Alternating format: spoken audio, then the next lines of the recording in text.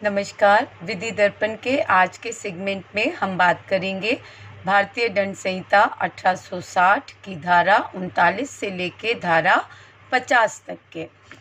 आप सबसे मेरा रिक्वेस्ट है कि प्लीज़ इस चैनल को लाइक और सब्सक्राइब करें तथा बेल आइकॉन को ऑल पर सेट करें ताकि आगे आने वाले टॉपिक्स की भी जानकारी आपको मिल सके। चलिए बात करते हैं धारा 39 की। धारा 39 में स्वेच्छा का प्रावधान किया गया है।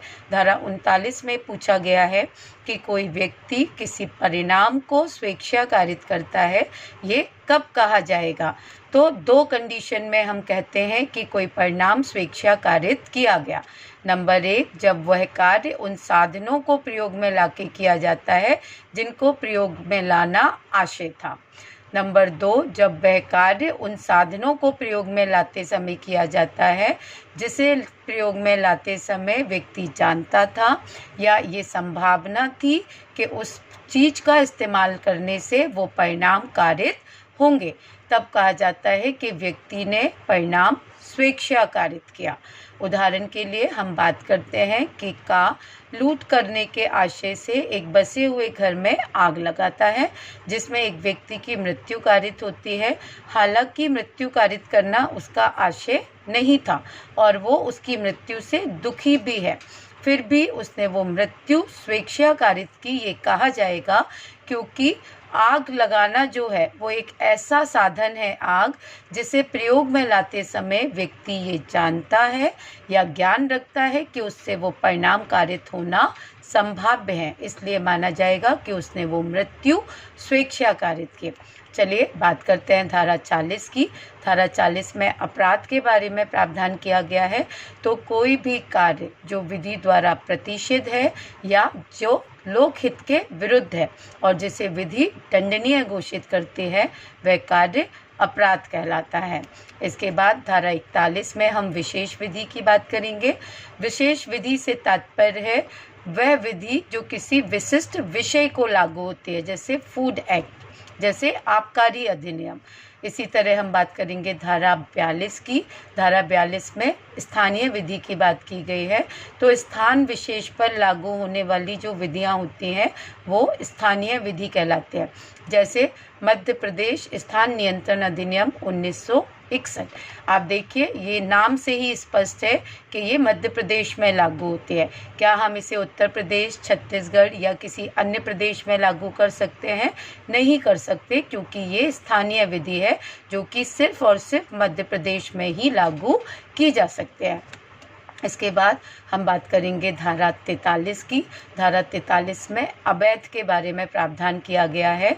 तो कोई भी अपराध अवैध होता है, कोई भी कार्य जो विधि द्वारा प्रतिषिद्ध है वो अवैध होता है, कोई भी ऐसा कार्य जो सिविल कार्रवाई के लिए आधार उत्पन्न करता है वो भी अवैध होता है, और किसी कार्य का लोप करना भी अवैध के अंतर्गत आता है। तो हम कह सकते हैं कि अवैध के अंतर्गत 4 बातें आती हैं। नंबर 1 अपराध, नंबर 2 कोई भी ऐसा कार्य जिसे विधि प्रतिषिद्ध करती है, नंबर 3 ऐसा कोई भी कार्य जो सिविल कार्रवाई के लिए आधार उत्पन्न करता है, नंबर 4 कार्य का लोप भी अवैध के अंतर्गत आता है। इसके बाद हम बात करेंगे धारा 45 की। धारा 45 में क्षति के बाद धारा 44 में क्षति का प्रावधान किया गया है। क्षति जो ऐसी अपहानि को कहते हैं जो शरीर को, मन को, ख्याति को या आर्थिक रूप से कारित की जाए। तो क्षति के अंतर्गत ऐसी अपहानि आती है जो अवैध रूप से किसी व्यक्ति के शरीर, मन, ख्याति या आर्थिक रूप से कारित की जाए, वह क्षति कहलाती है। इसके बाद हम बात करेंगे धारा 45 की। धारा 45 में जीवन की बात की गई है। तो जब तक अन्यथा प्रतिकूल प्रतीत ना हो, तत्प्रतिकूल प्रतीत ना हो, तब तक जीवन का तात्पर्य मानव के जीवन से है। चलिए बात करते हैं धारा 46 की। 46 में मृत्यु का प्रावधान किया गया है।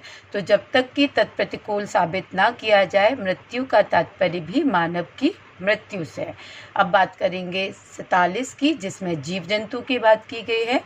तो मानव से भिन्न जीवधारी जो होते हैं वो जीव जंतु के अंतर्गत आते हैं।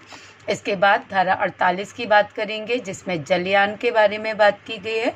तो मित्रों, जलयान किसी ऐसी चीज़ को कहते हैं जो जल द्वारा प्रभरण कराने के लिए, किसको, मानवों को या संपत्ति को, यानी ऐसी चीज़ जिसमें मानवों को या संपत्ति को जल द्वारा प्रभरण कराया जाता है, वो चीज़ जलयान कहलाती है।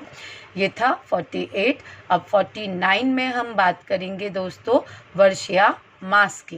तो जब भी वर्ष या मास की बात की जाती है तो उसका तात्पर्य ब्रिटिश कैलेंडर से लगाया जाता है। जैसे अभी अगर मैं आपको पूछूं कि अभी कौन सा महीना चल रहा है तो आप बोलेंगे अक्टूबर। अगर मैं आपको बोलूं कि अभी कौन सा ईयर है तो आप बोलेंगे 2021। तो ये जो वर्ष और मास आपने बताया, ये जो स्पष्ट हो रहा है, ये ब्रिटिश कैलेंडर के अकॉर्डिंग है। तो जब भी वर्ष या मास की बात होती है तो हम बात करते हैं ब्रिटिश कैलेंडर के। इसके बाद धारा 50। धारा 50 में धारा को ही परिभाषित किया गया है। धारा सिरे पे लगा हुआ वो अंक होता है जो एक दूसरे को एक दूसरे से पृथक करता है। जैसे धारा 45 में जीवन था तो धारा 46 में मृत्यु थी।